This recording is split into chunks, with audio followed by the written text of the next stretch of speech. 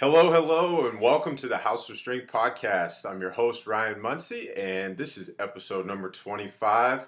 Today, we're going to be talking with Dr. Mike T. Nelson. Mike, thanks a lot for hanging out with us. Yeah, no problem. Yeah, thank you very much for having me on here. Greatly appreciate it. So for everybody listening, Mike and I have actually gone back and forth for probably 2 years over email and never had the excuse to get on Skype and chat. So we're really looking forward to this. Mike, tell everybody a little bit about yourself. Yeah, so the quick version is I did a Bachelor of Arts in Natural Science, did a Master's in Mechanical Engineering, Biomechanics, did a short stint in the PhD program for Biomedical Engineering, decided I spent all my free time reading exercise phys and actually went to, basically training exercise phys seminars for fun, annoying people. So then I, 8 years ago, switched to exercise physiology. So I finished my PhD in that, actually coming up almost a year ago now. And that was through the University of Minnesota. And yeah, so do my own website, which is just www.miketnelson.com.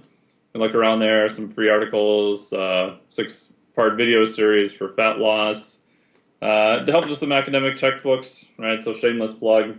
The sports nutrition and performance enhancing supplements. I helped co-author a chapter in there on dietary fat. Did one on protein and resistance exercise for another academic textbook. Helped a chapter in there. And then I did an ebook of my own on metabolic flexibility for high intense athletes, which is sold through Eat to Perform. It's kind of geared a little bit more towards CrossFit and people that are, exercising pretty heavy with weights who want to perform better and then increase their body composition too. That's awesome, man. So yeah, fun stuff. Literally wrote the book on a lot of this nutrition. Yeah, I did write the book. I figure I gotta plug, academic textbooks like this because I don't make any money from them. So there's not a lot of people that can say I contributed or wrote part of an academic textbook. So yeah. Short version of that for everybody listening is we're talking to one smart dude. Yeah, a huge nerd, so. Well, smart sounds better than nerd, right? That's right. That's right. Smart, yes. So what is metabolic flexibility? Yeah, it's a good question. So at its simplest level, metabolic flexibility is teaching your body how to use both fuel sources from a performance and training standpoint. So we know the main two fuels are fat and carbohydrates, and it seems like everyone is really fixated on one or the other, right? So if you look at a lot of the older endurance training, just eat tons of carbohydrates and go run, you'll be fine. Now some of the newer stuff says, now like ketogenic diets, which we'll get into, are becoming more popular. Low carbohydrate is much better if you want body composition. And metabolic flexibility is saying that you don't need to pick one or the other camps necessarily. You want to actually use both, right? So during the day, low level of activity, you actually really want the capacity to use fat. Not only is it more efficient, also helps body composition, all those types of things.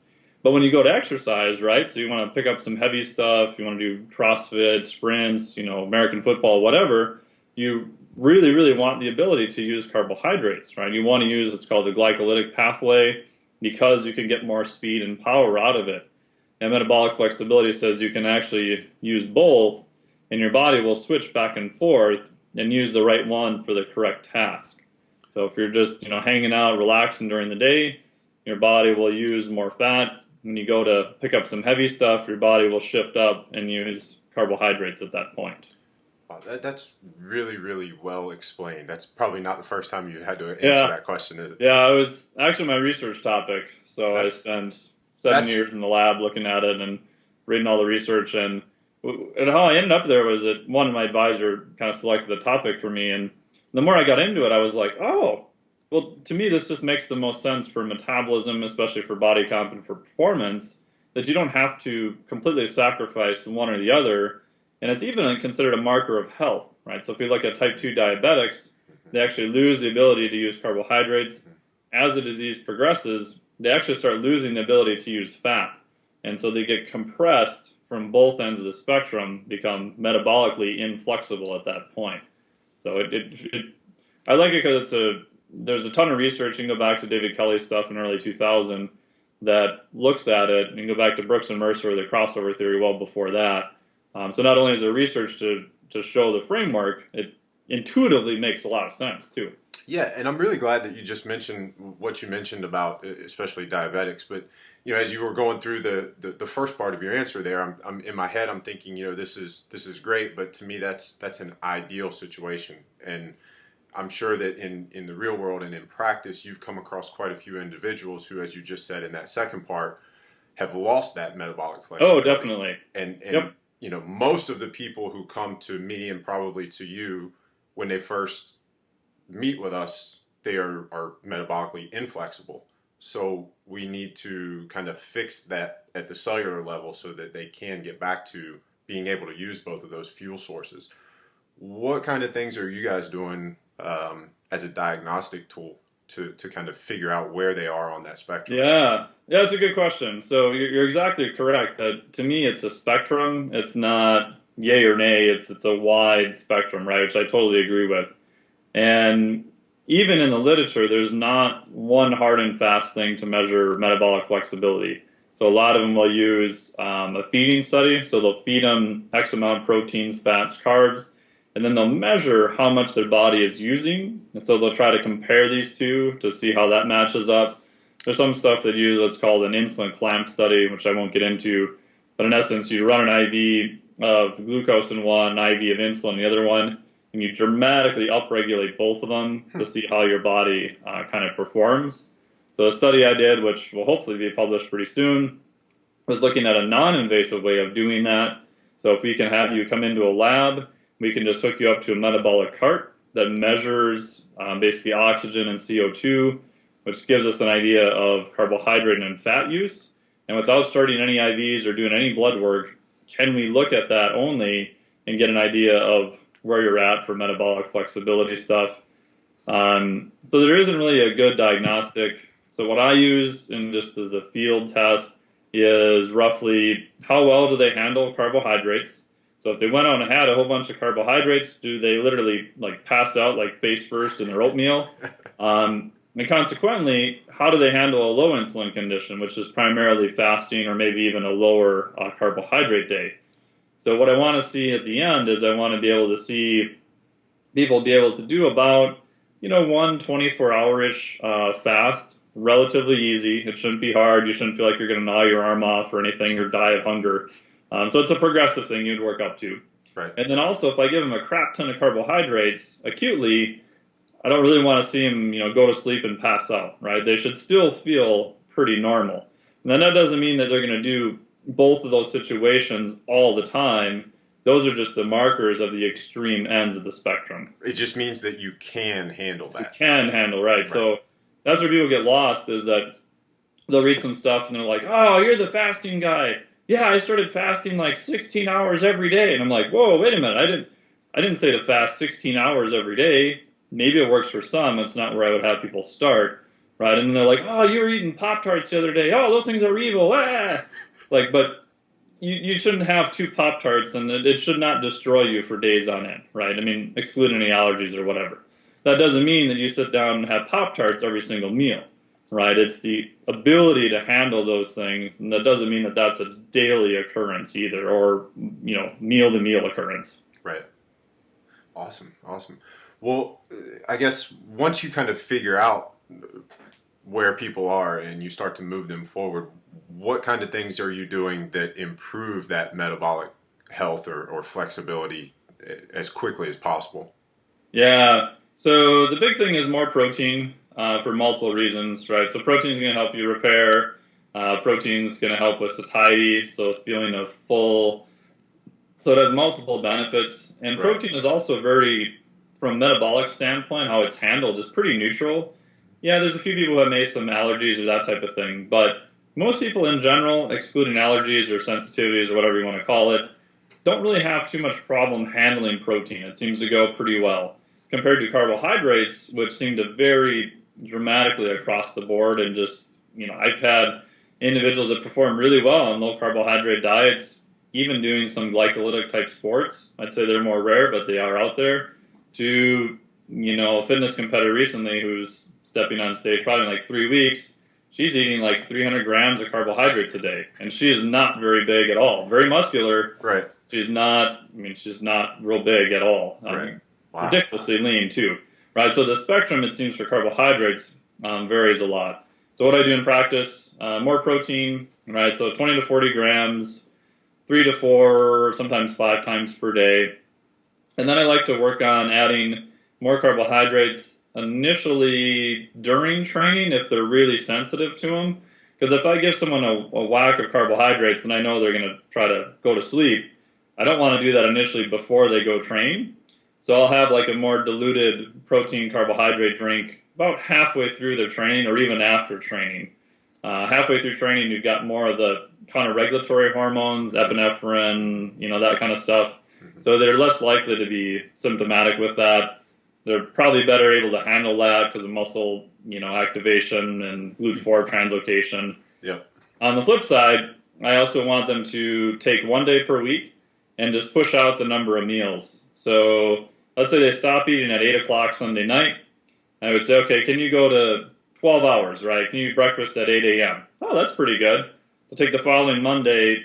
Okay, now can you go to maybe somewhere between 10 and noon, right? So over about 6 weeks, they'll end up to around, 18 to 24 hours fasted. So again, it's a progressive thing.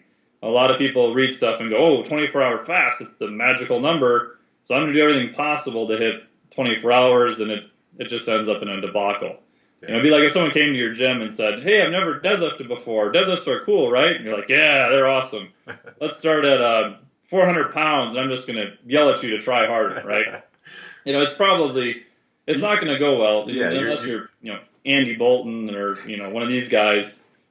You just deload the bar, right? You just start wherever they happen to be at, progress it from there. Yeah. So you said 2 things in that answer I want to touch on. Yeah. In the beginning, you were saying more protein, and I was hoping that you would give some numbers, which you did, and that's awesome because I think more protein as a blanket statement is very relative. I know that there are a lot of people, especially in the fitness or competitor bodybuilding type niche, where more protein may be going from 300 to 400 grams a day, as opposed to would you say 20 to 40 at 3, 4, 5 meals a day. So even if you took the highest end of that, 5 times 40, you're looking at 200 grams a day. So is that pretty standard somewhere? Yeah. So the rough number, right? So people pin you in the elevator and go, hey, dude, how much protein do I need? The old school 1 gram per pound of body weight is pretty good, right? It's super simple math. Mm-hmm. Is that probably a little bit excessive? Yeah. If you look at the literature, it is on the excessive side.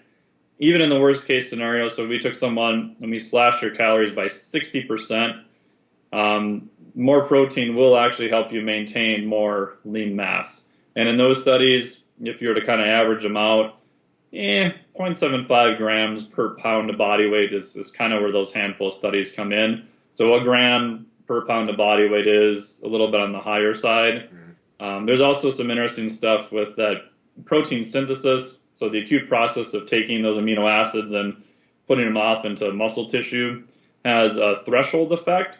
So for example, if you only go in and consume, let's say 10 grams of a whey protein, not much really happens from a protein upregulation standpoint. But now you take in about, let's say, 30 grams of whey, now that whole process actually starts, right? So you think of like an assembly line. I want to make a bunch more muscle protein. I need to start the assembly line, which the trigger for that is primarily leucine, so 2.5 to 3.5 grams of leucine, and I need raw materials to actually put it in there, which is essential amino acids. And then I need some energy in order to run the darn machinery, right? So some amount of calories. And so if you have the 20 to 40 grams around there, you get enough to do all of those things, right? Assuming your calories are adequate. Yeah. Well, and the other thing that you had mentioned was starting to sip on a diluted protein and carbohydrate drink during the workout. And you kind of mentioned that once we start exercising, things change, hormonally and with that environment in our body. And that's, I think, when we start to, at least, from where we are, when we're working with nutrition clients and trying to fix people's machinery, we want to limit carbohydrates, or what we've found to be successful is limiting carbohydrates until you start to exercise, or start to move. And then if you have issues with insulin or carbohydrate metabolism, you can kind of take advantage of, what you said with the GLUT4 receptors, that non-insulin mediated glucose uptake. So you can kind of clear the stuff out of the bloodstream without having to rely on insulin. Talk a little bit about, how you guys are setting up those workout drinks a little bit, if you can. Yeah, no problem. So I kind of agree with that. I mean, obviously, the amount of food you eat matters, right? The quality of food you eat matters, right? So we're not saying that those things don't matter at all. But what I find is that if I have the average person who's still exercising move most of their carbohydrates around the time of their training, one, they seem to be handled better. Two, it's an easy recommendation for them to follow, right? We can debate all day about the science of precise nutrient timing. But when I tell people to do that, I'm also having them include protein. So the protein normally goes up. Where they move carbohydrates changes. And usually the amount of carbohydrates actually changes. So for someone who's used to a very high carb diet, who just started exercising, their carbohydrate intake may actually go down, because I'm saying have this amount around the time of training. Right. If I have someone who is on a very, very low carbohydrate diet, their carbohydrate intake may go up pretty drastically. So it's a simple recommendation to kind of hit both camps. Yeah. So what do I actually use? Whey protein is good. If you have people who have issues with lactose, like a whey protein isolate will be better, less lactose. If you want to get really fancy, you can use like a hydrolysate, which is even faster acting. Not much literature really shows it's that much superior. They do taste pretty awful, but normally in terms of the gut's ability to handle it, most people do a little bit better with that. Right. For carbohydrate source, I mean, obviously you can use real food, spotted bananas, sweet potatoes, a little bit more high glycemic things. I'm a big fan of Vitargo. So Vitargo is basically a specialized carbohydrate. It's actually gluten-free. What's really nice about it is that it does actually spike insulin levels pretty high, which to me is what you want around the time of training, right? You want to, when the insulin goes up, you push the body to use more carbohydrates. And that's exactly what you're doing around the time of training. The nice part about it, too, is that, I mean, so far to date, I haven't had anyone have any GI issues with it all. I just talked to Dr. Sue Kleiner and Anthony Almada the other day. They've very rarely seen basically any GI issues with it. So if you've got like a CrossFit Games competitor, American football, especially where they're doing a lot of back-to-back-to-back practice, right, it works really well because they're nervous, it's a competition, and a lot of times if something bugs your stomach, you're just not going to feel good. And the last thing you want to think about is doing your exercise or performance, if I should push this guy over or I should throw up over here, right? Right. So from a practical standpoint, that's kind of generally what I use and tends to work pretty good. Gotcha. The other thing you mentioned with that too is, I mean, because it's so easily absorbed and digested, you're not sending a lot of blood flow to the digestive system, and you still have that blood flow available for the muscles that are moving and trying to perform. Yeah, and for all the dude bras out there too, doing the pump and the muscle, gym day, which is cool. There's nothing wrong with that. Insulin is probably the biggest vasodilator on the planet, right? So in studies, they use IV injections of insulin to locally dilate vessels. So if you take in a carbohydrate that has a high insulin release, in terms of muscle pumps, that kind of stuff, is normally much, much better, actually. And it's a lot cheaper than stupid arginine stuff. That's cool. So let's talk a little bit. You mentioned earlier that ketosis and some things like that are getting a lot more publicity. Yeah. Talked about a lot more. They're kind of getting out of that underground bodybuilding, circle. And we're even starting to see it pop up in endurance circles. Yes. Which is, to me, that's fascinating that you have endurance athletes going lower carb than ever before. So what kind of stuff can you tell us about that? Sure. So a couple of things. So the stuff I know in metabolic flexibility does work with endurance athletes too, and it never made any sense to me that if you're an endurance athlete, you have to be using carbohydrates almost to the max. And if you take in the standard carbohydrates that are out there. Ask any ultra marathon or marathon runner, have you ever had any GI problems? And pretty much across the board, they're all like, yeah. And that's because of the type of carbohydrate they're taking in. But if you look at in terms of percentage of energy, they should actually be trying to use more fat, right? Because they're not up here at their max. They're a lower percentage of their max, wherever that is. Fat doesn't have those issues with GI issues, all that kind of stuff. And so I don't know, Bob Seebahar has a lot of stuff with metabolic efficiency training, very similar. He's done work with a lot of Olympians, a lot of case studies of basically lower carbohydrate. And what can happen over time is that you can literally train your body to use more fat. Mm-hmm. So I literally just got off a call with some researchers. We're looking at publishing a paper on that. And they have case studies of even powerlifters, endurance athletes, bodybuilders, where they've physically been able to measure in the lab their ability to use fat, and it actually has gone up. Mm-hmm. So these things are actually plastic and can be trained. So with endurance training, if you can use more fat, that's going to be to your benefit. Strength and power at some point, using carbohydrates can be a little bit better. So then you look at ketosis or ketones. So ketones are this intermittent fuel source that are kind of in between a fat and in between a carbohydrate from an energy use standpoint. To get there, most people have to go very, very low carbohydrate, moderate-ish protein. To bodybuilders, it's actually almost low protein-ish, and then very, very high fat. And when you do that over a period of time, your body makes more of what's called these ketone bodies. And it's not detrimental, right? So if you look at a lot of the literature, it used to be done on diabetics, they would say, oh, ketosis is horrible. Well, in a diabetic, it can be. In a healthy person, you just can't get ketone levels that high. Right. Well, so, and one thing to that point, when you mentioned the diabetics, and I was going to save this for a few questions down the road, but I just saw Dr. Dominic Diagnostic.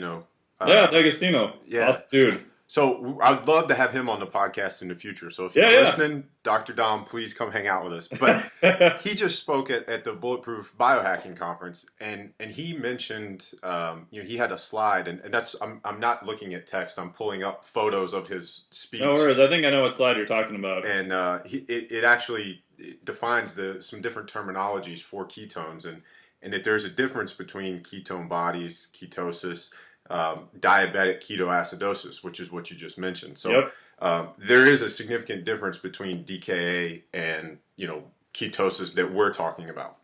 Yep. So yeah. So I didn't mean to interrupt. No worries. You're exactly correct. And for the listeners, that if you're a diabetic, you may have problems with ketones becoming too high. If you're a healthy individual, because you have insulin secreted, I haven't seen a single case study yet where you've been able to get ketone bodies to that level. It just physiologically doesn't seem to happen, right? And if you look at most people who try to do a ketogenic diet, the biggest complaint is that, I can't get my blood ketones high enough, is usually the complaint, not that they escalate too high and cause issues. So and here's two things on that is, on that particular slide, so Dr. Dom did clarify that for most of the time to be in that DKA state for diabetic ketoacidosis, you're looking at greater than 10 millimolar. That's your concentration. Way high. Yeah, and so to get into ketosis, we're looking at anything 3-4 is even high for that. That's on the high side, I would say. So you're looking more around 1 or even 2. Yep. The second part of that is what was really cool about his talk and what we're starting to see with a couple other people and what I've been experimenting with myself and with some of our athletes is that using MCT oil, and specifically MCT oils that are,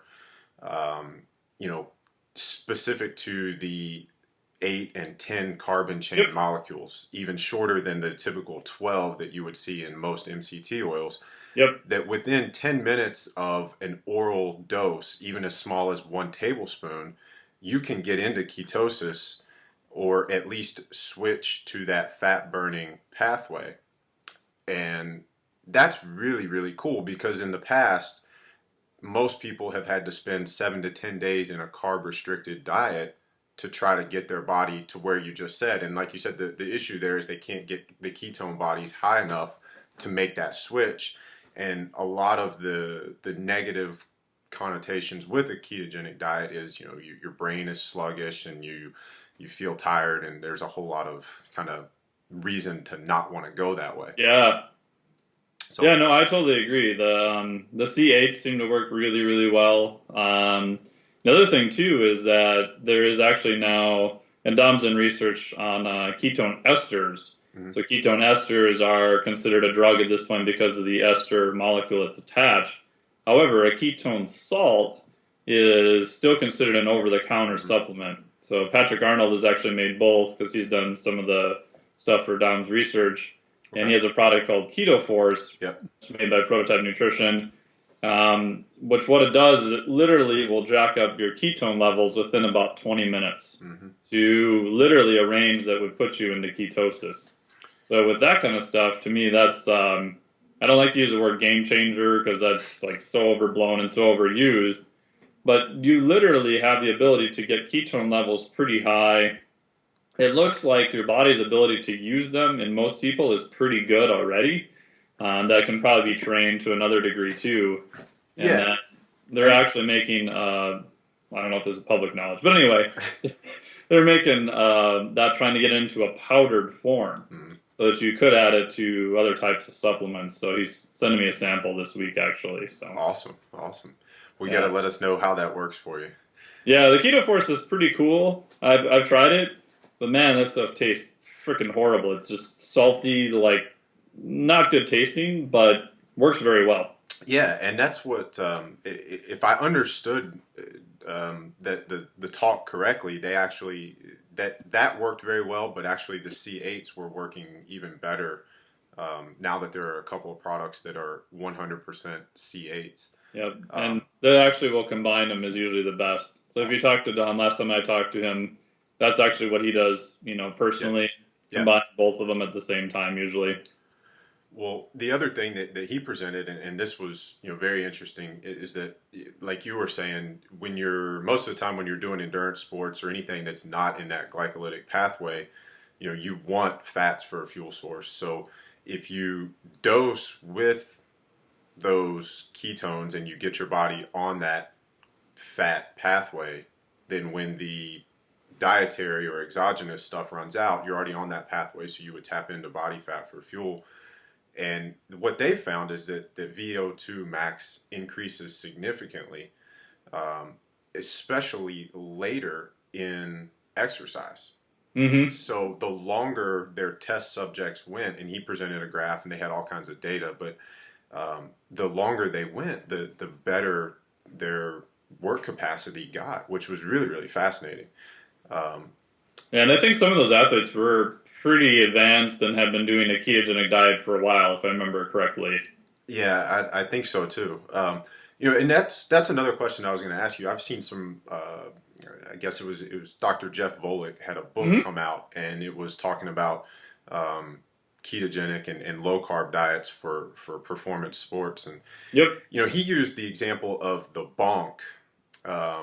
So anybody who's ever done a marathon or any kind of endurance performance event, you're familiar with the bonk. And no matter how many carbohydrates you take in, you will eventually run out of them. And so my question to you is, one, on what he's saying in general, but two, as you and I talk, and you talk about metabolic flexibility and the ability to bounce between fuel systems and energy pathways, if somebody is healthier and more metabolically flexible, shouldn't they be able to recover from that bonk and switch to fats as a fuel source? Because his point was, fats are a superior fuel source because when you bonk, it's because you ran out of carbohydrates and you're not switching to that other pathway. Yeah, no, I agree. The caveat I would say is that if you are pretty metabolically flexible, you probably shouldn't have a bonk or whatever you want to call it at all, right? Because what's interesting, and there's the research is pretty split on this.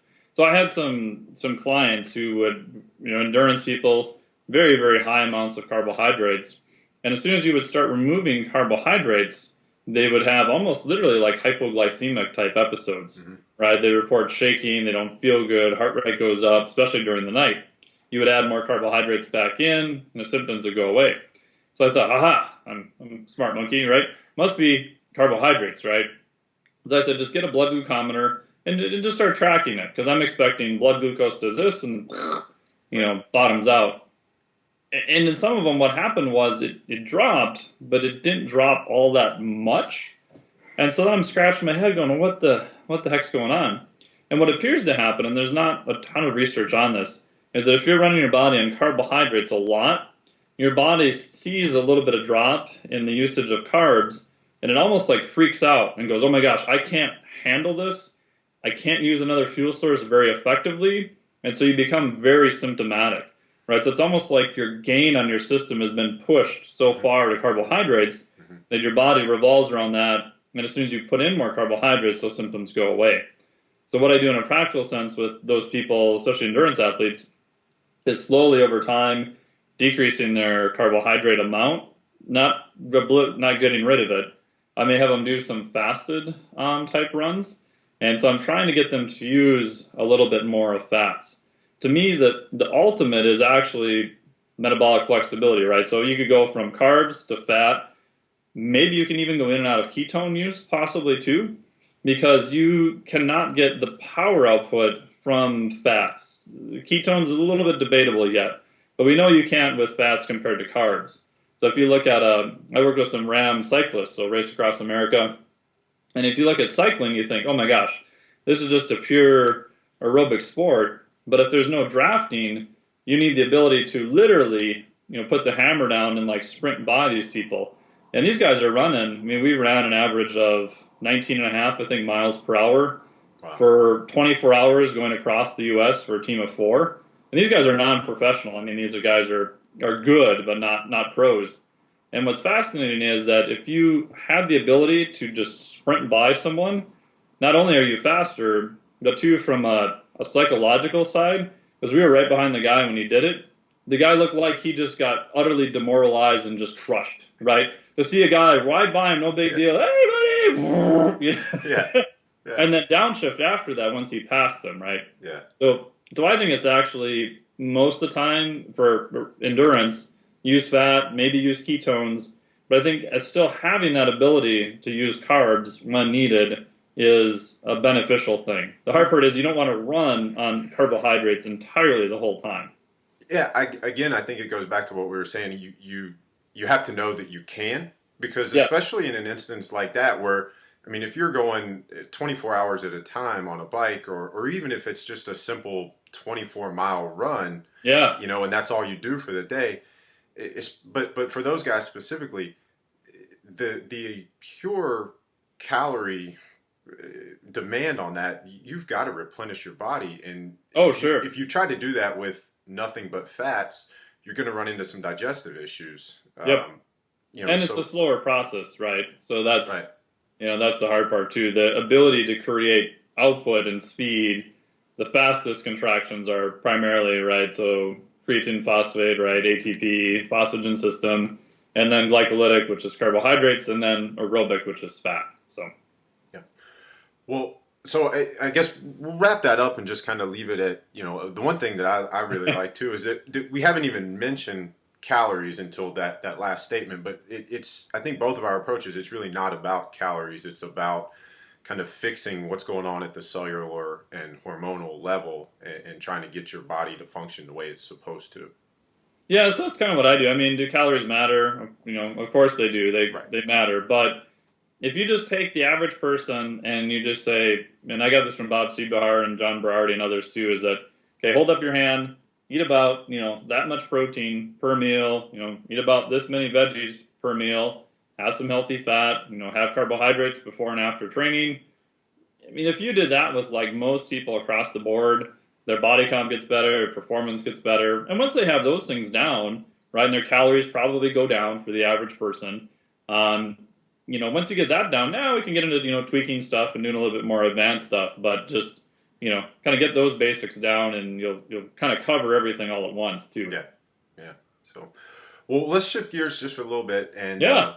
let's talk a little bit about training because I see Yeah. you're posting all the time some crazy stuff. It looks like you have a blast lifting weights and What the hell is this guy doing? So all kinds of weird lifts. I've seen you do Jefferson deadlifts. I've seen you do deadlifts with your fingers in a contraption. I know what it is, but most people have no clue what you're doing there. So talk to us a little bit about your approach to training and some of the things that you do. Yeah, so my approach to training is it's one of those deals where I think I got this from Dr. Cobb, is that, argue for your limitations and they are yours. So I don't ever want it to sound like I'm arguing for the limitations I have, but everyone has limitations of time, structure, whatever. So I've had a lot of injuries in the past. I have some goofy eye injuries. I was born with an atrial septal defect, so I actually had a thoracotomy when I was 4.5. So crack your chest, go in, basically stitch up a hole that I had in my heart, all sorts of crazy stuff. Wow. And what I found was that heavy symmetric lifts, which I think are awesome, actually for a while just kept destroying me. And everything I would read would say, no, dude, you got to bench, you got to squat, you got to deadlift, and all this stuff. And I think that's correct to a point. And it was definitely an improvement over the, old school Joe Weider stuff I did when I was, the same height I am now, like 6'3", weighed 151 pounds, in college. Yeah. We've all been there. Improvement over that. But, so for example, I have, scoliosis of the spine and stuff. And if you put a heavy load on that, it can't really support it quite as well as someone who's more symmetric. So if your body is more symmetric, you can handle more symmetric loading with less issues. So for me, what I found was that by, oddly enough, doing more non-conventional type lifts actually helped me by far the best. So I'll do like a range of motion test, which is just a form of biofeedback to say, which lift is better. And I'm sure you've had this and your listeners have too. You've gone to the gym and you've done a lift that's like super light and it looked good, but just felt just horrible. If 4 days ago I went to the gym, I wasn't feeling the greatest and just deadlifted and it was 225. It looked great on video, just felt freaking horrible. And the rest of the session was a debacle. I ended up actually walking out of the gym. So what I found was that specific lifts, especially odd lifts, just worked better for me. So a Jefferson deadlift, where you actually step over the bar like a straddle deadlift, is a weird kind of asymmetric lift, but because it's a deadlift, you can still get a fair amount of load on it. So I found by doing slight alterations of those, deadlift like a B stance, B as in boy. So if your feet are here, you would slide 1 foot back a little bit. So now you're offset a little bit, but the load is still going to move in the same plane. I just found that those work better. And then on the last point on that too is that I think there's a really great point for massage therapy and hands-on work and all that stuff. I think it can definitely have a lot of benefit, but I'm not convinced that you can make a lot of soft tissue changes. You can alter fascia all that much. And even let's say if you could, most people just can't afford to do it at a high enough frequency. Right. Not that it's bad, but if you look at compared to the amount of load that your body is under during lifting, you're probably going to have more structural changes from lifting or just, sitting and not moving all day, from those things. So if you can alter your lifting and get those things so your tissue is better, so your movement is better, I just think that's a little bit more accessible for most people too. That's a great point. I never really thought about it that way. I like that. And you're right, though. I mean, that's definitely something that we've noticed is, and I've been banged up a lot recently and, going to see a chiropractor, 4 or 5 days a week is if you can't move and you're in pain, maybe you can, do it for a week, but it's definitely not something that you're going to do long term or going forward. And, I'd love to have a massage every week, but that's awesome. That's not in the budget, and nor is it for most people. So that's a really good way of looking at it, and I like that. So the eagle stuff that you do with the fingers. Yeah. So one of the things I found, so on those lines, right? So a lot of the stuff I do, I found out about 4 years ago as I started lifting more, I felt better. that my grip strength was really, really like pathetically weak. So like, at that time I could pull 400, but I didn't move very well afterwards. So kind of a high cost. But that was mixed grip. And so the first time I had to go double overhand, I was like, you gotta be kidding me. I think I only got like 245 or something, just piss poor because my hand was so weak in that position. Huh. So a good buddy of my time, Adam Glass, who's like one of the top grip competitors in the U.S., maybe now for body weight. He's like, you got to come over. I'll teach you, and we'll do some grip stuff. So I'm like, okay. So I thought, well, I'll enter a bunch of grip contests that were local. It's a good way to get better, and so he helped me with a bunch of stuff.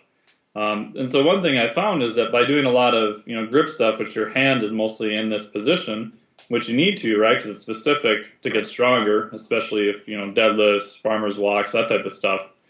But I also had to find a way of training the opposite of that, which is more of an open hand position, because otherwise all your tissue is going to do this, right? And you're going to end up with pain and that type of thing. Like the guy who bench presses all the time and never does a single row, right? My shoulders kind of hurt and stuff, right? Right. Tell him to go, row for 6 weeks. He's like, my shoulders are better. My bench press went up. So I started looking at like plate curls, so open hand plate curl. Mm-hmm. And then after talking to Adam one day, he's like, you should try some ego loops. And so an ego loop is basically little webbings that go over your fingers, and they go down to one point that you can then wrap around the bar. So the one that I found worked well is a Jefferson stance, so stepping over the bar, straddle deadlift, with 2 of the ego loops right where you would normally deadlift. And so I had better luck actually attaching them literally like on the end part of my fingers. So you're doing a lift, but this part of your hand is actually in a semi-extended position, and it's a huge amount of tension both through the hands, the joints, basically your whole body. And because the ego loops are a little longer, it's more of a leverage lift. And the limiting factor is literally your hand and shoulder like soft tissue. And what I found was after incorporating those, my hands felt better, my tissue felt better. My goal this year, I should probably be able to get up and do probably like 700 probably this year. I've done 675.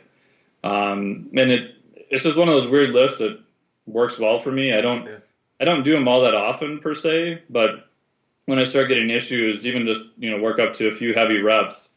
And if you think about the tissue standpoint, right, so you're really adding a lot of tensile force on that tissue, which, obviously you have to be careful with that. Don't start at a heavy load because you can literally pull your fingers off. Don't do that. So that's awesome, man. Thank you for sharing all that. So, yeah. Well, it looks like I'm keeping an eye on the clock because I know you have to go meet a client in a few minutes. 5 more minutes, so. Well, let's do this. We got a couple more questions, and we'll do these kind of rapid fire style. Yeah. What? Give me like 2 or 3 songs that are on your gym playlist for myself and for our listeners to load up our iPod. All sorts of stuff. I made a little list here because I was like, I'm going to forget some. But like recently, I've been listening to a lot of Living Sacrifice, Nothing Face. Nothing Face actually isn't around anymore, but just amazing hardcore type stuff. Really interesting guys. I'll leave it at that. I interviewed him once a long time ago. Awesome. Slayer, Demon Hunter, new August Burns Red. Really, really, really good. Love those guys. Lamb of God, Machine Head, Slipknot, Pantera. All that the heavy kind of stuff. Testament. There's lots of good stuff out there. Awesome. Well, Mike, if people want to get more from you, where can they find you? Sure.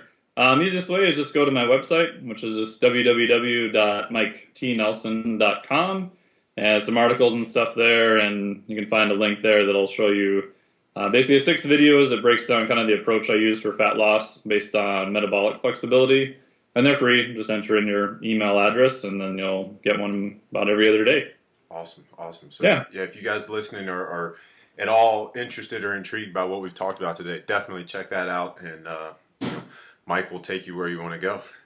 Yeah, cool. Thanks, buddy. Yeah. So the last question we ask everybody is kind of our 1-2 close. So part A is, if people only take one thing away from this, what's the biggest takeaway that you want them to leave here with? And then part B is just life in general. If you could give somebody one piece of advice, what would you tell them? Sure. I would say related to this call, I would look at how you want to perform and how your body can better use carbohydrates and also fats, maybe even ketones, maybe lactate. But I'd really look at energy system type stuff, and it doesn't need to be complicated at all. For some of the people I have, it's like, okay, if you're going to do an anaerobic weight training session, consider having more carbohydrates around that. If you're doing aerobic conditioning, you're going to do a long run, you want to get better at that, most of your training then, maybe less carbohydrates around that, maybe a few runs fasted, that type of thing.